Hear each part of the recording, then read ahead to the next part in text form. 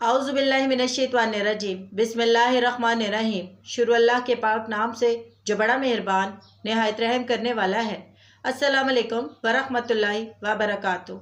मेरी आज की इस वीडियो का टॉपिक है तो अल्लाह की पनाह मांग लिया कीजिए। अल्लाह ताला कुरान पाक में पारा नंबर 9 सूरह अल अराफ की आयत नंबर 200 और 201 में फरमाता है, और अगर आपको कोई वसवसा शैतान की तरफ से आने लगे तो अल्लाह की पनाह मांग लिया कीजिए, बिलाशुबा वो खूब सुनने वाला और जानने वाला है।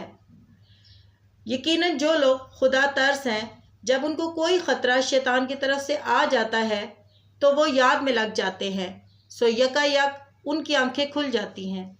इन आयत मुबारका से पता चलता है कि अल्लाह पाक ने हमें जब भी कोई शैतानी वसवसे, कोई ऐसे ख्यालात जो शैतान की तरफ से हो, किसी भी किस्म के, चाहे वो आपकी ज़िंदगी से रिलेटेड हो, आपको मायूस करने वाले हों, आपको किसी ऐसी चीज़ के बारे में बताने वाले हों कि जिसके बारे में आपको अंदेशा लाहक हो जाए, जिसकी वजह से आपको कोई ख़तरा लाहक हो जाए, जिसकी वजह से आपको गुनाह का इर्तिकाब करना शुरू कर दे, या जिसकी तरफ आप गुनाह की तरफ चल कर जाना शुरू कर दे, तो आपको चाहिए कि अस्तग़फिरुल्लाह करके अल्लाह ताला से उसकी पनाह मांग ले। ज़ाहिर बात है कि अल्लाह ताला से जब पनाह मांगी जाती है तो अल्लाह ताला अपनी पनाह उस बंदे को अपनी पनाह में ले लेता है, उसको अपनी पनाह में शामिल कर लेता है, अल्लाह ताला दाखिल कर लेता है। अल्लाह ताला बड़ा गफूर रहीम है, लेकिन अल्लाह ताला उनके लिए गफूर रहीम है जो अल्लाह ताला से पनाह मांगते हैं शैतान के वसवसों से।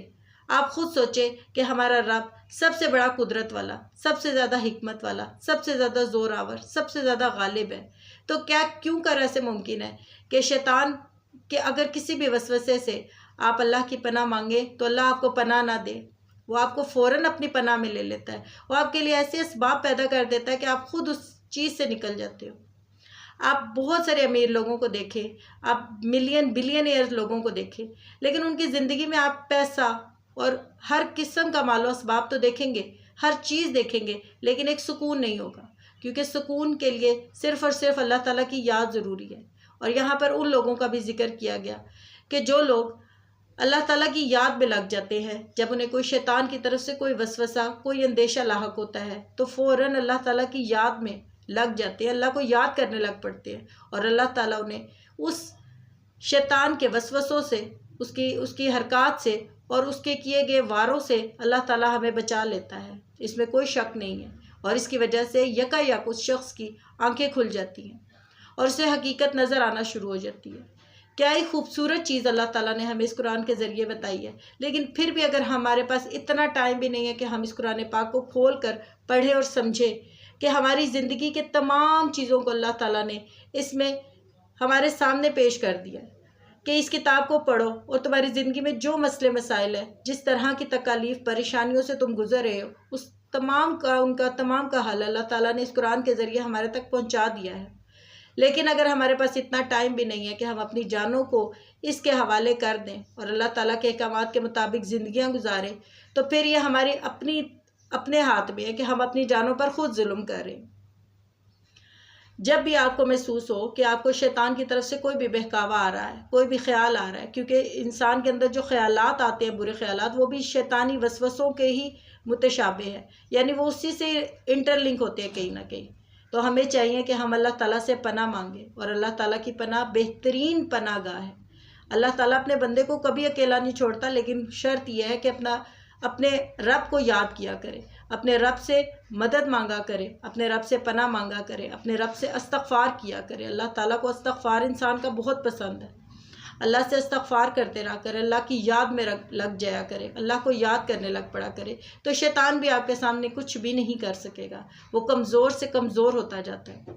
इंसान के अंदर अल्लाह ताला ने ऐसी ताकत रखी हुई है कि अगर आप अच्छाई करेंगे तो आपकी अच्छाई की वजह से जो बुराई है वो कमज़ोर होना शुरू हो जाती है। आपके अंदर इतनी कमज़ोर हो जाती है बुराई कि वो नापैद हो जाती है, वो मरने के करीब हो जाती है।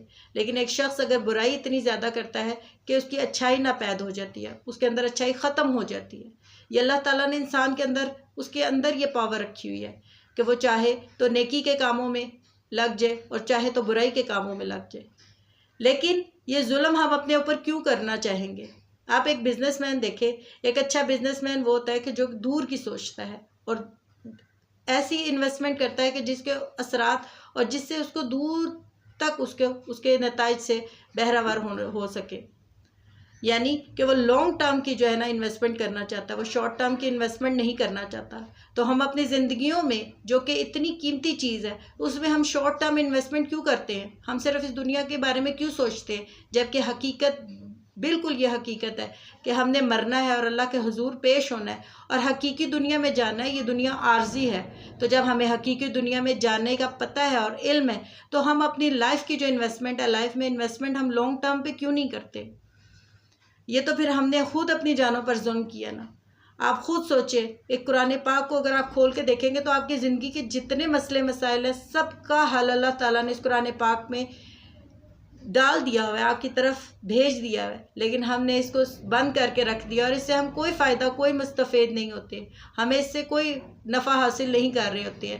لیکن ایک ٹائم ایسا ہے کہ ہمارے لیے یہ کہا جائے گا کہ اب یہ رضا الہی سے وفات پا گیا ہے، تو اس وقت کیا فائدہ؟ افسوس در افسوس کرنے کا کیا فائدہ اس وقت کہ جب ہمارا اس دنیا سے جانے کا وقت ہمارے پاس آ گیا اور ہمیں پتہ بھی ہے کہ ہم نے ظلم کیا اور ظلم کمایا، تو ہم نے اس دنیا میں رہ کر کچھ بھی نہیں کیا۔ ابھی بھی وقت ہے، اگر آپ زندہ ہیں تو اس قرآن پاک کو کھول کر پڑھیں، لیکن اس سے پہلے اللہ تعالیٰ سے مدد طلب کرے کہ اللہ تعالیٰ آپ کو اس قرآن کو پڑھ کر، سمجھ کر اس پر عمل کرنے کی توفیق دے اور شیطان مردود کے شر سے اللہ کی پناہ مانگا کرے۔ یہ بہترین باتیں ہیں، شاید کوئی بھی ایسی باتیں نہیں ہے کہ جو اس قرآن میں اللہ تعالیٰ نے نہ لکھی ہو۔ اس قرآن کو اور حدیث پاک کو آپ اپنی زندگی کا اہم ترین حصہ بنا لیں۔ صرف اس دنیا کی کامیابی نہیں ہوگی، یہ لانگ ٹرم کامیابی ہوگی جو کہ آپ کی دنیا میں بھی ہوگی اور آخرت میں بھی ہوگی۔